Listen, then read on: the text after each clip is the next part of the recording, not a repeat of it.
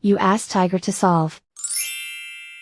This deals with linear equations with one unknown. The final result is y equals 16 over 5. Let's solve it step by step. Group all y terms on the left side of the equation.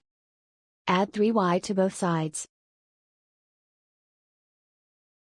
Group like terms.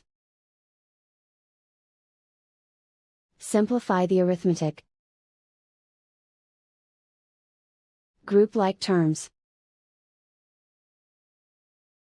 Simplify the arithmetic.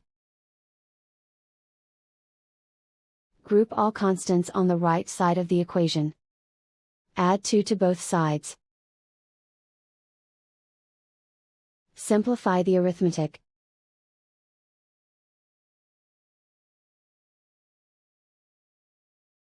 Isolate the y. Divide both sides by 5. Simplify the fraction. And so the final result is y equals 16 over 5.